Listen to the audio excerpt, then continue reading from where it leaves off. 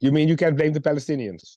Yeah, I can't really blame the Palestinians for thinking that like militant terrorism is the only potential solution for them, considering the fact that like there were decades of like Palestinian Authority and efforts at peace talks, and it seemed like no matter what happened, just the Palestinian rights got eroded further and further.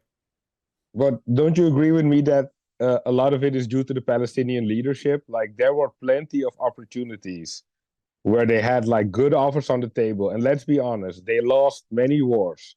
You and I both know how wars work. If you fight a war, you lose land. That's how it always used to work up until now. Well, So if n- you lose like 3 wars in a row and you still get offered 92%, like that's a pretty good deal. Wouldn't you agree? well, that's not what happened. The area was controlled by the British Mandate, and when they decided to engage in the Zionist project, they engaged in the Nakba, and they deposed hundreds of thousands of people. A process which began before there was even any direct conflict. Like this opened with ethnic cleansing, and since So, then, so, so, like Palestinians have sort of lost. But I don't really believe in might makes right. Like I don't think that because you've won a war of conquest, you get to just indefinitely genocide the lesser ethnic group. well, a lot hangs on the word conquest there. So you're saying that when the Nakba started, it wasn't triggered by anything. It was just Israel just came in, threw those people out.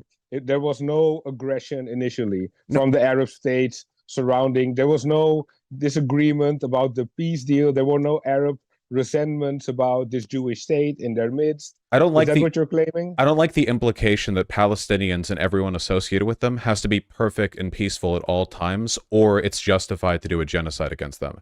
Like, Palestinians and the Arab states have done things that I find disagreeable. None of that changes the fact that Israel chooses to commit a genocide, chooses to deprive them of their rights, chooses to keep them in an apartheid state.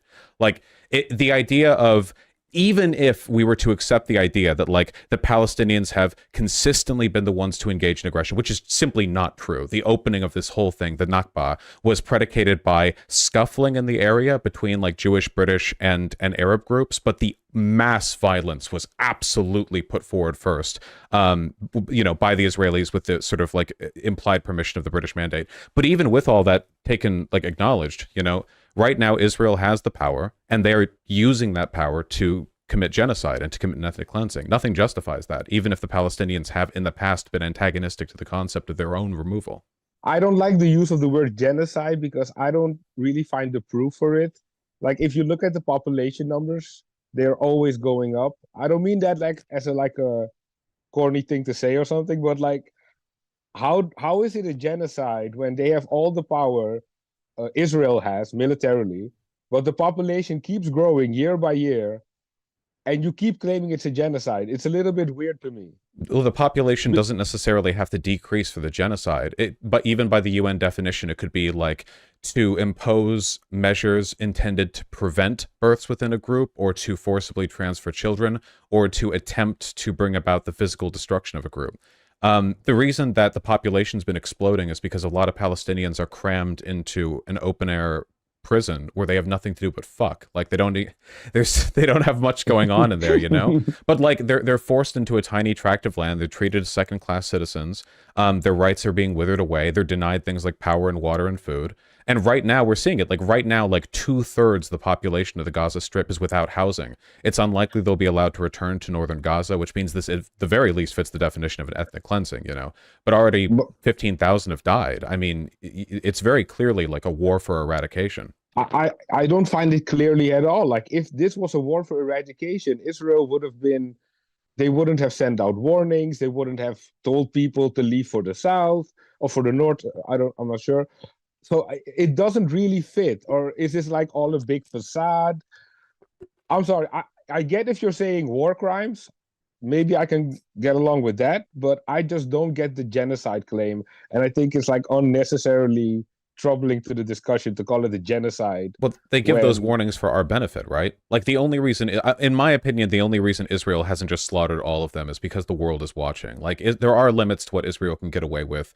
The more it antagonizes its neighboring Arab states, the more it makes itself unpalatable to like American voters.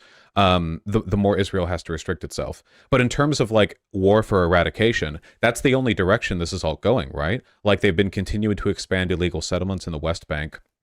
for like over 50 years now. And with regards to the Gaza Strip, there doesn't seem to be like any other direction this is going. Like what happens to the Palestinian people, right? In the West Bank, they're being pushed out illegally, like bit by bit.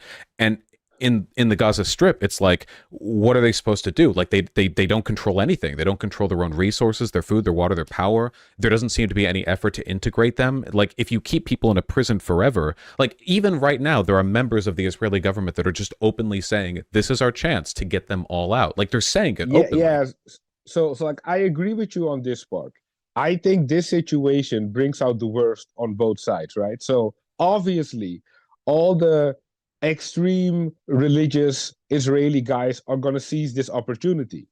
I agree with you. This is their opportunity to get the land they always wanted, to make their Jewish religious dream come true, whatever the hell, right? I'm an atheist. I don't care for that shit. But they're in the government. They're doing it, though. Yeah, I get it. I get it.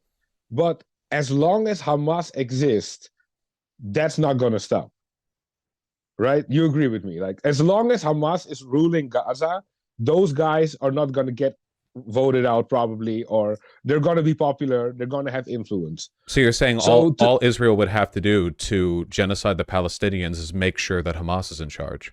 I would say if you are an Israeli and you want to eradicate the Palestinians, yes. Well, that then would be in your But that's what happened. Netanyahu funded Hamas, gave them money in briefcases, and had other like governmental organizations within the Gaza Strip declared terrorist organizations and arrested. Like there's been a protracted effort from Israel. Okay, but I'm also a big fan of agency, and now it sounds like there's only a one-way streak, right? Like Palestinians have free will. Palestinians can How much choices. Power do Palestinians have compared to the government of Israel? Like on one hand, you have like the residents of an open-air prison, and on the other hand, you have a modern military nation-state backed by the most powerful country on earth. I would say this: Palestinians have one of the most popular causes in the world. If they would if they would have a couple of moderate guys representing them, they could make a lot of bank on this Palestinian cause. They do. They could have a great economy. They could have amazing economic opportunities. Wait. Well, how would they have to get rid of Hamas? Wait. First of all, the Palestinian Authority already exists and nobody pays attention to them. They haven't had an election since 2006. And Israel pushed Hamas to be in charge because they have power in the situation. Also, how would they have a great economy? They don't control their own anything. It's not a free country. Well, obviously not at this moment.